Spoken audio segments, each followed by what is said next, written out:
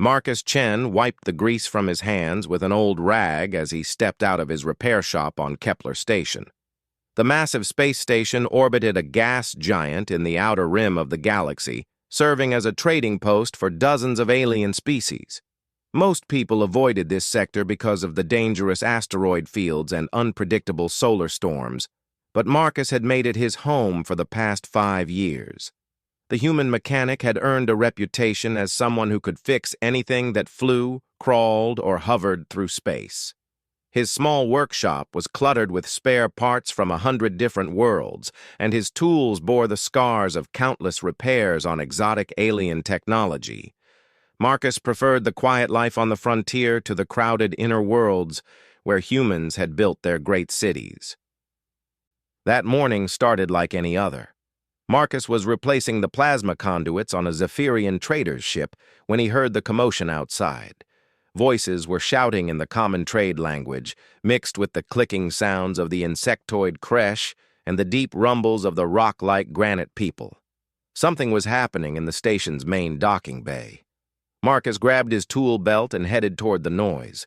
As he rounded the corner, he saw a crowd gathered around a damaged cargo hauler. The ship was massive, easily 3 times the size of his workshop, but it was listing badly to one side. Burn marks covered its hull and one of its main engines was completely destroyed. Standing near the ship's loading ramp was the most magnificent creature Marcus had ever seen. The dragon was easily 30 feet long from nose to tail, with scales that shifted from deep emerald to brilliant gold as the station's artificial lights hit them. Her eyes were like molten amber, and when she spoke, her voice carried the weight of centuries. "My ship was attacked by pirates in the asteroid field," the dragon explained to the crowd. "They damaged my engines before I could escape. I need repairs immediately." The station's other mechanics were already shaking their heads and backing away. Marcus could see why they were nervous. Dragons were legendary throughout the galaxy for their intelligence, their incredible technology, and their fierce pride. They rarely dealt with other species, preferring to keep to themselves in their hidden colonies among the stars. Most beings considered themselves lucky to see a dragon once in their lifetime.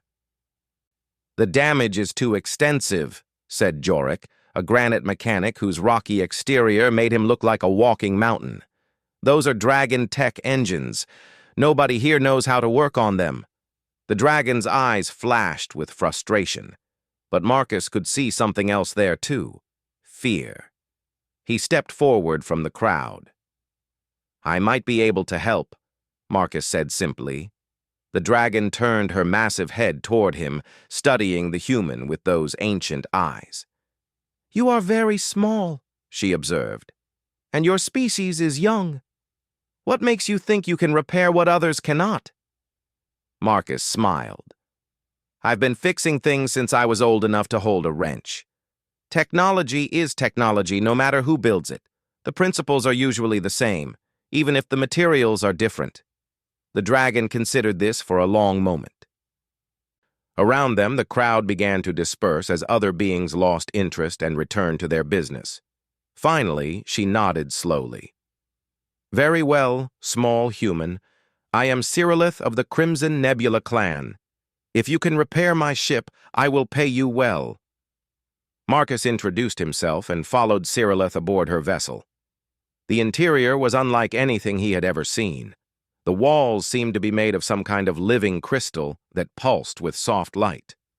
The corridors were wide enough for Cyrillith to move comfortably, and everything had an elegant, organic feel that made Marcus think of growing things rather than manufactured objects.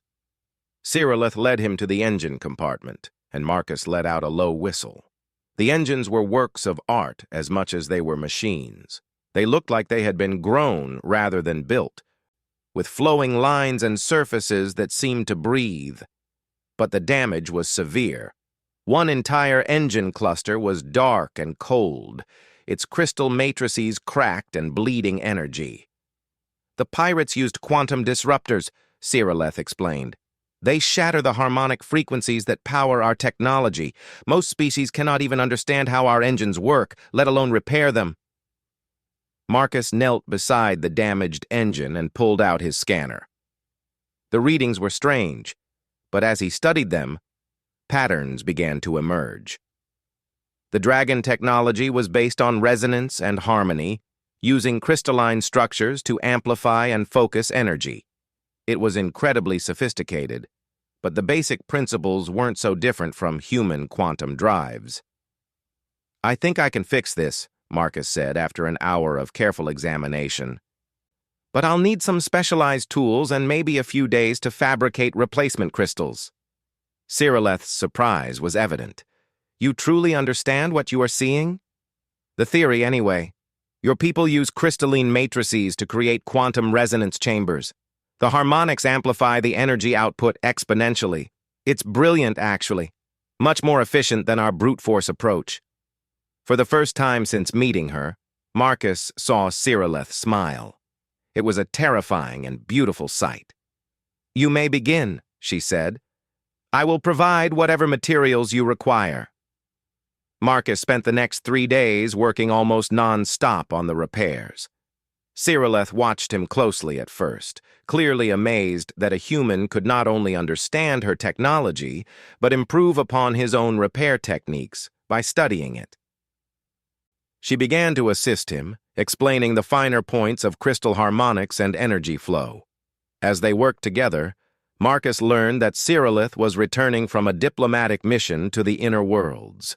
The dragon clans were considering opening limited trade with other species for the first time in millennia. The pirates who attacked her had likely been hired by someone who wanted to prevent such an alliance. "There are many who profit from the current isolation," Cyrilleth explained as Marcus carefully installed a new crystal matrix. "They fear what might happen if dragons begin to share their knowledge freely." "Their loss," Marcus replied, making minute adjustments to the harmonic frequencies. "I've learned more about energy systems in 3 days than I did in 5 years of formal training." On the 4th day, Marcus finished the repairs. The new engine cluster hummed to life with a sound like singing crystal. Cyrilleth tested the systems and pronounced them not just functional, but improved over their original design. "You have a gift," she told him. "Your species may be young, but you possess something rare among the stars. You see possibilities where others see only problems." As Marcus packed up his tools, preparing to return to his workshop, Cyrilleth stopped him. "I have something to show you before I leave," she said. She led him to a section of the ship he hadn't seen before. The corridor opened into a chamber that took Marcus's breath away. It was a nursery, filled with soft light and the gentle sound of flowing water. In the center of the room, nestled in a bed of what looked like spun silver, was the most beautiful creature Marcus had ever seen. The baby dragon was no bigger than a house cat, with scales that were pure white like fresh snow. Her eyes were the pale blue of winter sky, and when she saw Marcus, she made a soft, trilling sound that went straight to his heart. She was an albino, something incredibly rare among dragons. "My daughter," Cyrilleth said softly. "Luneth. She was born during our journey to the inner worlds. Albino dragons are considered blessed by my people, but they are also fragile. The same genetic variance that gives her the white scales also affects her internal systems." Marcus could see what Cyrilleth meant. The baby dragon's breathing was labored, and her scales lacked the vibrant energy he had seen in her mother. She was sick. "The pirates' attack damaged more than just my engines," Cyrilleth continued. "The quantum disruption affected the ship's bio-support systems. The harmonics that sustain her life are failing." Marcus knelt beside the small creature, his heart breaking as she struggled for breath. "What can I do?" "Nothing," Cyrilleth said, though her voice caught. "Dragon physiology is beyond the understanding of other species. Even our own healers would struggle with this. I am taking her home to die surrounded by our clan." Marcus studied the baby dragon, his mind racing. He thought about everything he had learned about dragon technology over the past few days. The resonance chambers, the crystal matrices, the way energy flowed through living systems, an idea began to form. "What if we don't think of this as a medical problem?" Marcus asked slowly. "What if we treat it like an engineering problem?" Cyrilleth looked at him sharply. "What do you mean?" "Your daughter's systems are out of harmony, right? Like a machine with misaligned components. What if we could create a resonance field to help stabilize her biorhythms? Something like a medical version of your engine crystals." The adult dragon stared at him for a long moment. "That is unprecedented. No one has ever attempted to apply our technology to biological healing in such a direct way." "Sometimes you need an outsider's perspective," Marcus said. "I don't know enough about dragon biology to know it's impossible." Cyrilleth was quiet for several minutes, studying her daughter. Finally, she nodded.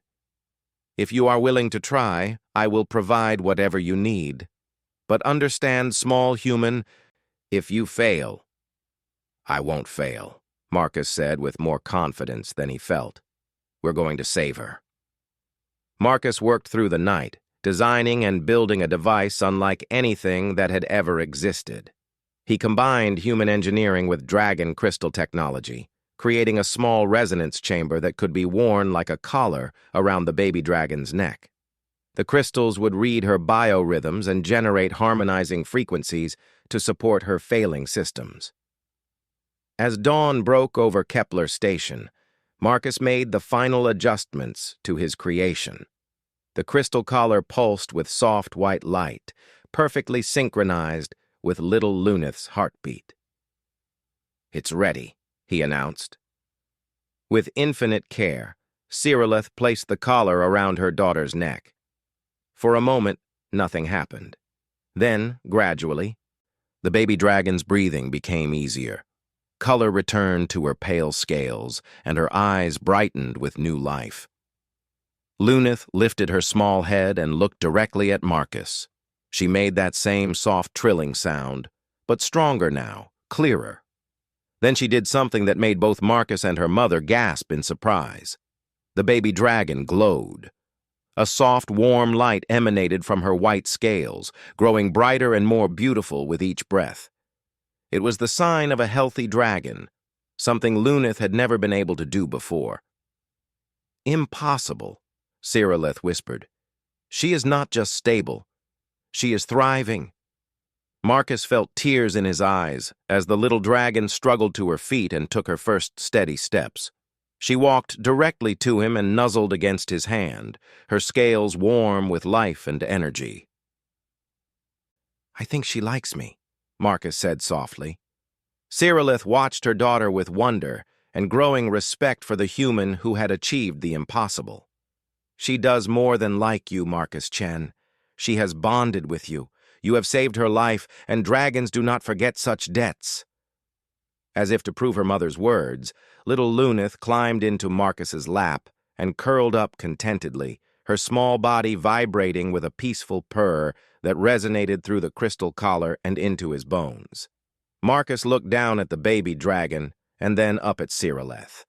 He had no idea that this moment would change the course of galactic history, that saving one small life would forge bonds between species that would echo through the ages. All he knew was that he had saved a life, and in doing so, had found something he hadn't even known he was looking for: a family among the stars.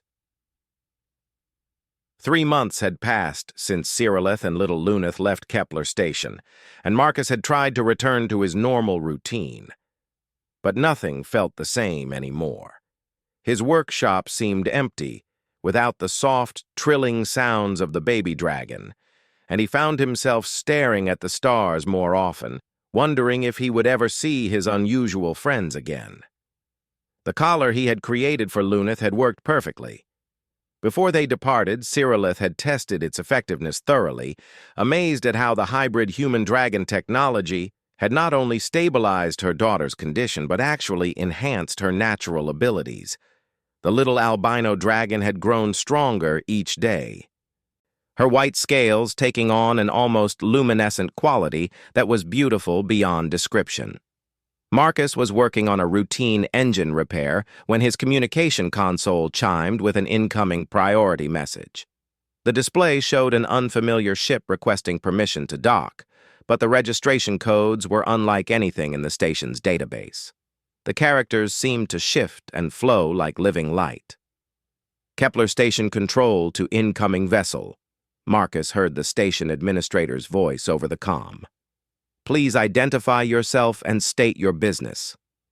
The response came in a voice that Marcus recognized immediately, though it was deeper and more formal than he remembered. This is Cyrillith of the Crimson Nebula clan requesting permission to dock. I carry urgent cargo and seek the human known as Marcus Chen. Marcus dropped his tools and ran to the docking bay, his heart pounding with excitement and worry. Why had Cyrillith returned? Was something wrong with Luneth? The ship that settled onto the landing pad was not the damaged cargo hauler from before. This vessel was magnificent, clearly of pure dragon construction. Its hull seemed to be made of living metal that rippled with colors that had no names. It was elegant and powerful, designed by beings who had mastered both art and science. As the boarding ramp extended, Marcus saw Cyrillith emerge, and his breath caught. She was no longer alone. Behind her came another dragon, this one even larger, with scales that shifted between deep purple and midnight blue. The newcomer's presence radiated ancient power and wisdom that made the air itself seem heavier. But Marcus only had eyes for the small white figure that bounded down the ramp ahead of both adult dragons. Luneth had grown considerably in the past 3 months. She was now the size of a large dog, her movements graceful and confident. The crystal collar still adorned her neck, pulsing gently with harmonious light, and her albino scales had developed an inner radiance that made her look like she was carved from starlight itself. When she saw Marcus, Luneth let out a joyful trill and ran straight to him. Despite her growth, she still tried to climb into his arms like she had as a tiny hatchling. Marcus laughed and caught her, staggering slightly under her increased weight, but delighted by her enthusiastic greeting. "Hello, little star," he murmured into her neck as she nuzzled against him. "I missed you too." Cyrillith approached with what Marcus could have sworn was a smile on her draconic features. "She has spoken of you every day since we departed," she said. "Your name was among her first words." The larger dragon stepped forward, and Marcus felt the weight of its ancient gaze. When it spoke, its voice resonated with harmonics that seemed to vibrate through his bones. "I am Thrakesh the Eternal, Prime Elder of the Crimson Nebula clan," the dragon announced. "I have come to meet the human who saved our precious Luneth." Marcus bowed respectfully, still holding the young dragon who seemed content to remain in his arms. "It's an honor to meet you, Elder Thrakesh." "The honor is mine, Marcus Chen. What you achieved should have been impossible. You took 2 incompatible technologies and created something entirely new. More than that, you saved the life of one who is precious beyond measure to our people." Thrakesh gestured toward Luneth with one massive claw. "Albino dragons are born perhaps once in 1,000 years. They are considered gifts from the cosmic forces that shaped our species. To lose her would have been a tragedy that echoed through generations. Instead, because of your intervention, she thrives in ways we never dared hope." "I just did what anyone would do," Marcus said modestly. "No," Thrakesh replied firmly. "What you did required not just skill, but the ability to see beyond the boundaries that limit others. You looked at our technology and saw not alien mysteries, but tools that could be adapted and improved." "This is a rare gift." Cyrillith stepped closer to her daughter and Marcus. "Luneth's condition has not merely stabilized. The harmonic resonance from your device has enhanced her natural abilities. She can already manipulate energy fields in ways that typically take decades to master. Our healers believe she may become one of the most powerful dragons in our clan's history." As if to demonstrate, little Luneth extended one small claw and touched the metal wall of the docking bay. Where she touched, the metal began to glow with warm light, the molecular structure reorganizing itself into beautiful crystalline patterns. She looked up at Marcus with pride, clearly showing off for her favorite human. "That's incredible," Marcus breathed. "How is she doing that?" "The collar you created doesn't just stabilize her life force," Thrikesh explained. "It amplifies her natural connection to the quantum fields that underlie all matter. She can reshape reality at the molecular level through pure will and harmonic manipulation." Marcus stared at the small dragon in his arms, awed by her abilities. "I had no idea the collar would do that." "Neither did we," Cyrillith admitted. "Which brings us to why we have returned. Our clan has debated extensively about your creation. The implications go far beyond simply saving one life, no matter how precious." Thrikesh moved closer, his ancient eyes studying Marcus intently. "Your hybrid technology represents a breakthrough that could change the balance of power in the galaxy. Combined human innovation with dragon science creates possibilities neither species could achieve alone. There are others who have taken notice," Cyrillith added, her tone becoming serious. "Word has spread through the trading networks about what happened here. The same forces that hired pirates to attack me are now focused on you and your knowledge." As if summoned by her words, alarms began blaring throughout the station. The emergency communication system crackled to life. "All ships prepare for immediate departure. Unknown vessels approaching the station. They are not responding to hails and appear to be hostile." Marcus set Luneth down gently and pulled out his scanner, checking the readings from the station's sensors. What he saw made his blood run cold. 6 large warships were approaching, armed with weapons powerful enough to destroy the entire station. "Pirates?" he asked. "Worse," Thrikesh rumbled. "The hegemony." Marcus had heard of the hegemony, though he had never encountered them personally. They were a coalition of several alien species that controlled vast sectors of the galaxy through military might and economic manipulation. They maintained their power by ensuring that no other species developed technology that could challenge their supremacy. "They've come for the collar technology," Cyrillith said grimly, "and for you." Through the station's viewports, Marcus could see the approaching ships.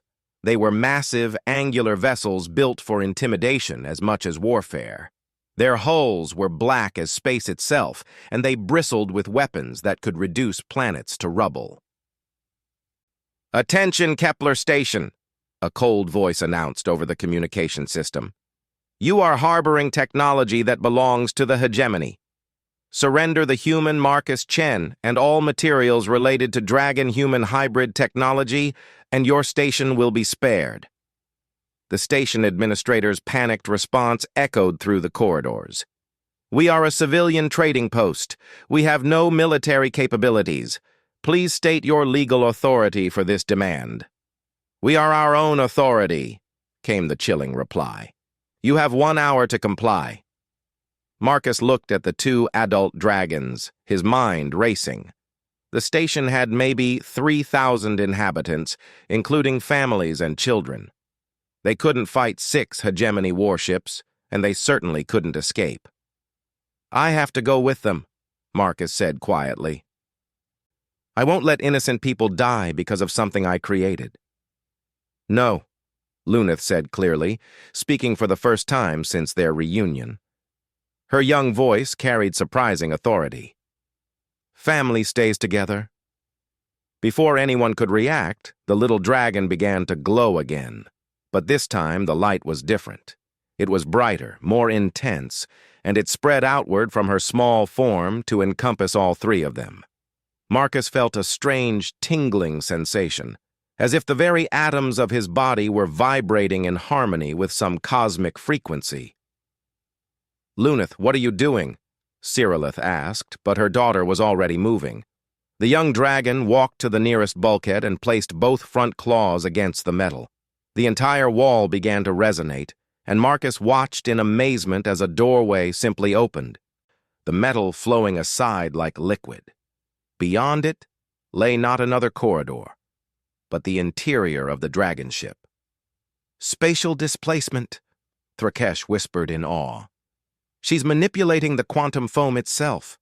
This level of power should be impossible for one so young." Luneth looked back at Marcus with those pale blue eyes that seemed older than her months would suggest. "Come, Marcus. We go home now." "I can't," Marcus said, even as his heart broke at the thought of leaving her again. "If I run, they'll destroy the station looking for me. All those innocent people." "Not running," Luneth said patiently. "Fighting." She turned toward the viewports where the hegemony ships were visible as dark spots against the stars. Her collar began to pulse with increasing intensity, and the light from her scales grew brighter until it was painful to look at directly. "Luneth, no!" Cyrillith cried out, recognizing what her daughter intended. "You're too young! The power required could kill you!" But the little dragon was already focused on something beyond the station, beyond even the approaching warships. Marcus felt it too, a vast presence awakening in the depths of space. Through the quantum link created by the collar, he sensed other minds, ancient and powerful, stirring from cosmic slumber. "She's calling them," Thrakesh said with wonder and growing alarm. "She's calling the entire clan." The space around Kepler Station began to shimmer and warp. Reality itself seemed to bend as enormous shapes materialized from hyperspace. Dragon ships, dozens of them, appearing like ghosts made solid. Each vessel was unique, grown rather than built, and they ranged in size from sleek scouts to massive dreadnoughts that dwarfed the hegemony warships. But it wasn't the ships that truly terrified the hegemony forces. It was the dragons themselves. Adult dragons began emerging from their vessels, not bothering with docking procedures or boarding ramps. They simply stepped out into vacuum, their scales protecting them from the void of space, their natural ability to manipulate matter allowing them to move freely between ships. Dozens of them, then hundreds, all converging on Kepler Station in response to the call of one small albino hatchling. Marcus watched in awe as the greatest military force in known space assembled itself around his humble workshop. These were dragons from across the galaxy, beings of immense power and ancient wisdom who had chosen isolation over conquest. But when one of their own called for help, especially one as rare and precious as Luneth, nothing could keep them away. The lead hegemony ship tried to retreat, but found itself surrounded by creatures that could reshape reality with a thought. The dragon fleet moved like a living organism, each ship and each dragon perfectly coordinated in a display of tactical mastery that made human military doctrine look like children playing with toys. "Hegemony vessels!" Thrakesh's voice boomed across all communication frequencies, amplified by the combined will of hundreds of dragons. "You threaten those under our protection. You seek to steal what belongs to our clan. This will not be permitted." The response from the hegemony flagship was defiant, but clearly nervous. "You have no authority here, dragons. This matter does not concern your kind." "You are incorrect," came the reply. "Marcus Chen is now part of our clan, adopted as family by one we hold most dear. An attack on him is an attack on all dragons." Marcus felt Luneth nuzzle against his hand, her collar pulsing with warm light. Through their connection, he could feel the love and acceptance of hundreds of dragon minds. They had claimed him as their own, not just as an individual, but as a new part of their eternal family. The hegemony ships found themselves completely outmatched. Dragon technology was centuries ahead of anything the hegemony possessed, and the dragons themselves were living weapons of unimaginable power. Faced with total annihilation, the hegemony fleet began a hasty retreat, but the dragons weren't finished. As the attacking ships fled, the assembled clan began something that hadn't been done in 1,000 years. They began to sing. The sound started low, a harmonic resonance that seemed to come from the quantum foam itself. It grew and expanded, each dragon voice adding its own unique frequency to a symphony of power that reached across space itself. The song carried a message, transmitted on quantum frequencies that could be heard throughout the galaxy. The dragons were no longer hidden. They were no longer neutral, and any who threatened their new human clan member would face the full might of the greatest civilization in the known universe. As the last of the hegemony ships disappeared into hyperspace, Luneth looked up at Marcus with satisfaction. "Safe now," she said simply. Marcus knelt down and hugged the small dragon who had just reshaped galactic politics with a single call for help. "Thank you, little star." Around them, the assembled dragons began to disperse, returning to their hidden worlds with the knowledge that everything had changed. But several remained, including Thrakesh and a council of other elders who clearly wanted to speak with the human who had become part of their family.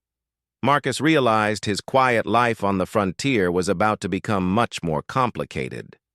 But as he looked into Luneth's bright eyes and felt the warmth of her scales against his hands, he knew he wouldn't trade this new family for anything in the universe. 6 months later, Marcus stood on the observation deck of Draconis Prime, the hidden homeworld of the Crimson Nebula clan, watching Luneth practice her flight patterns with other young dragons. She had grown considerably since their first meeting, now almost the size of a small shuttle, but she still wore the crystal collar he had made for her. The device had become more than just a life support system. It was a symbol of the bond between human innovation and dragon wisdom. The planet below was breathtaking. Crystalline cities grew from mountainsides like living jewels, their spires reaching toward skies filled with dragons in flight. The architecture seemed to have been sung into existence rather than built, with flowing curves and organic shapes that captured and refracted light into stunning displays of color. It was a world where technology and nature had achieved perfect harmony. Marcus had spent these months learning about dragon society and contributing his unique perspective to their ongoing projects. The hybrid collar technology had opened up new possibilities for both species, leading to innovations in medicine, engineering, and quantum physics that neither could have achieved alone. "She grows stronger each day," Cyrillith said as she approached, her massive form moving with liquid grace across the crystal platform. The other younglings look up to her now. Her abilities continue to develop in ways that surprise even our eldest scholars. Marcus smiled as he watched Luneth execute a perfect spiral dive before leveling out just above the surface of a crystal lake. Her white scales caught the light of the binary suns, making her look like a shooting star against the alien sky. "She's incredible," Marcus agreed, "but I worry about her sometimes. She's so powerful for her age. Are you sure it's safe for her to be pushing herself so hard?" "Dragon younglings must test their limits," Thrakesh rumbled as he joined them on the observation deck. The ancient elder had become something of a mentor to Marcus over the past months. "It is how they grow, and Luneth has advantages that others do not, thanks to your collar." The conversation was interrupted by an alert tone from Marcus's communication device. The display showed an urgent message from the Galactic Trade Council, the governing body that regulated commerce between star systems. Marcus frowned as he read the contents. "What is it?" Cyrillith asked, noting his expression. "The Trade Council wants to meet with me," Marcus said. "Apparently, news about the hybrid technology has spread throughout the known galaxy. They're calling for a formal hearing to determine the implications for galactic stability." Thrakesh snorted, a sound like controlled thunder. "The Council fears what they cannot control. They have grown comfortable with the current balance of power, with dragons remaining separate from galactic affairs." "But things have changed, haven't they?" Marcus asked. The hegemony attack showed that isolation isn't protection anymore. Someone was willing to attack a neutral trading station just to get this technology. Indeed, the elder dragon replied thoughtfully. The galaxy has taken notice of what we have accomplished together. There are those who see opportunity and others who see threat. Lunith suddenly appeared beside them, having landed silently on the platform while they were talking.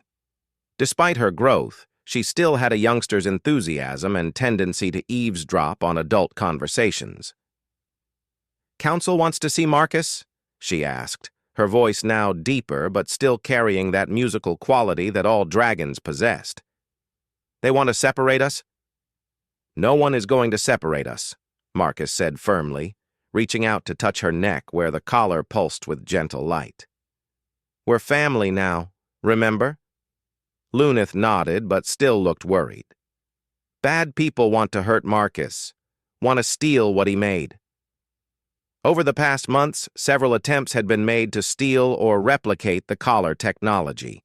Corporate spies, military intelligence agents, and even academic researchers had tried to infiltrate Dragon space to study the hybrid devices. All had been politely but firmly turned away, but the attempts continued.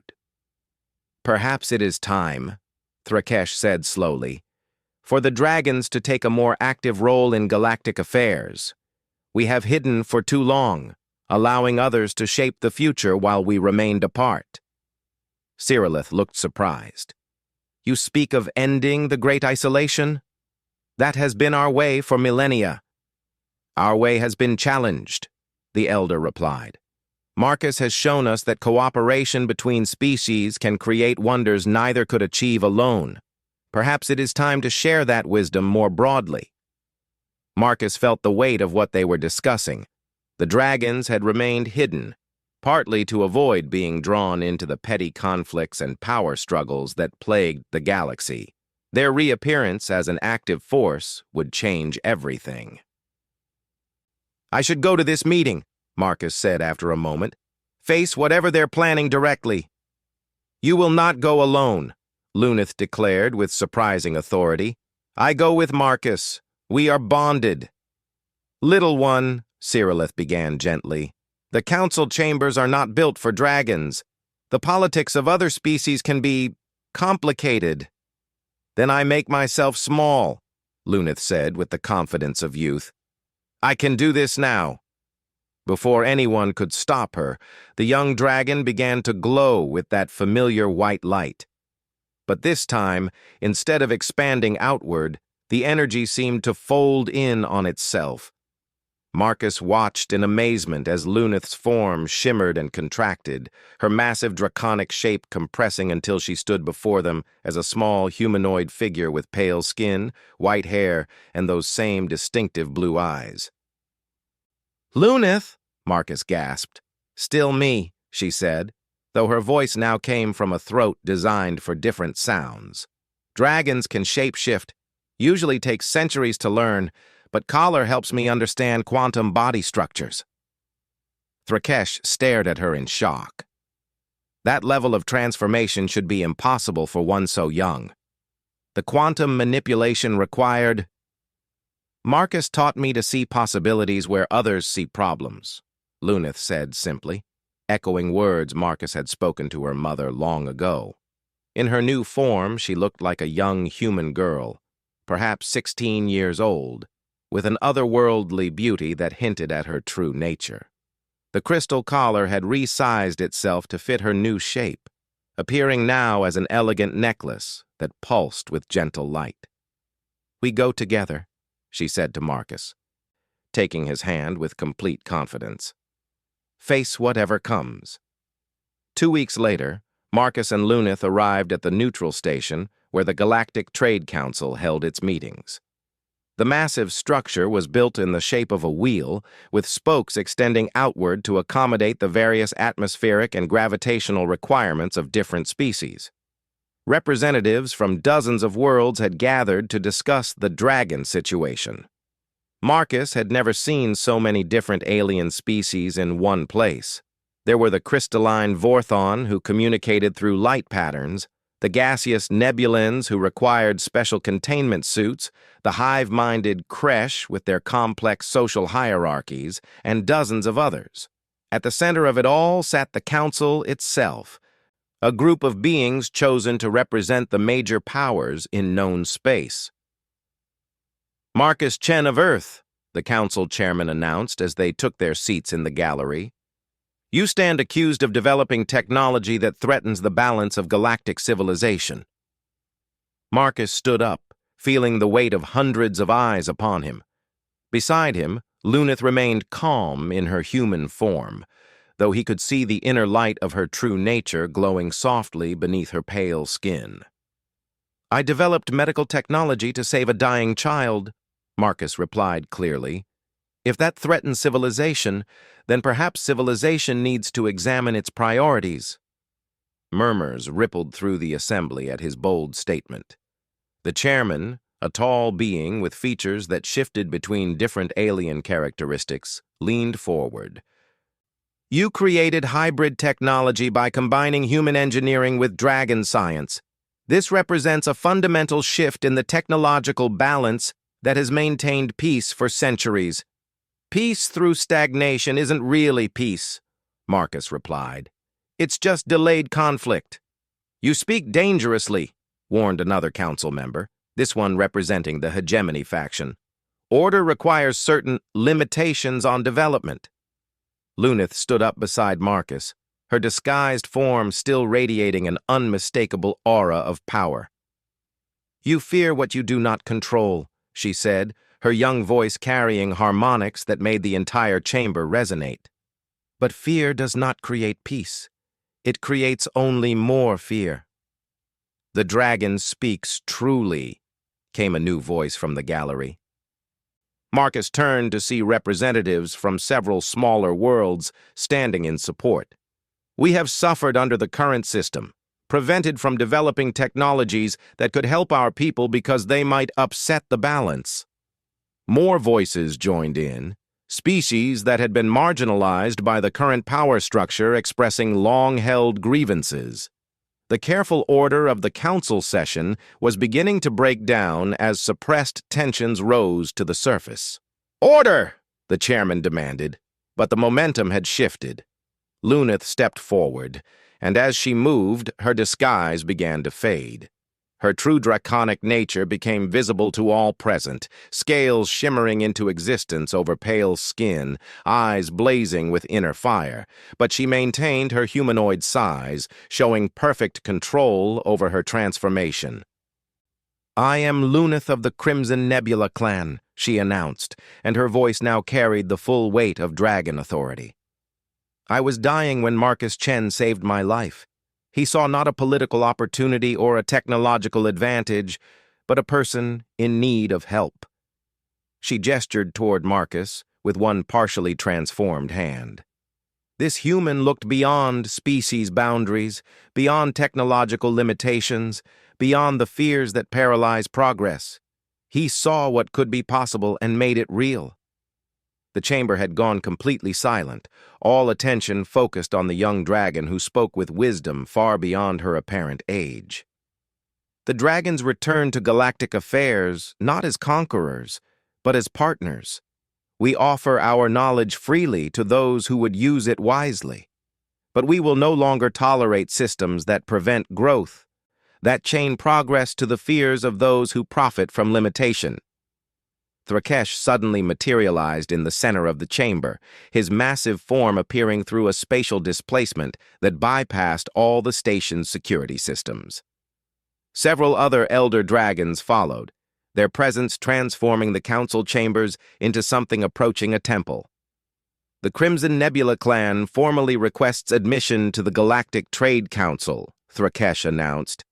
Not as distant observers, but as active participants in shaping the future of interstellar civilization. The implications hit the assembled representatives like a shockwave. Dragon technology, dragon knowledge, dragon power suddenly available to any who proved worthy of trust. The old balance of power didn't just shift, it crumbled entirely. Furthermore, the ancient dragon continued. We propose the creation of the Cooperative Development Initiative, a joint program between all willing species to share knowledge and advance together rather than in isolation. Marcus felt Luneth take his hand again, her transformed features glowing with pride and excitement. Around them, the galaxy was being remade by the simple idea that cooperation was stronger than competition. Marcus Chen, Thrakesh said formally, will serve as the first director of Human-Dragon Technological Integration. His unique perspective and proven ability to bridge differences between species make him ideally suited for this role.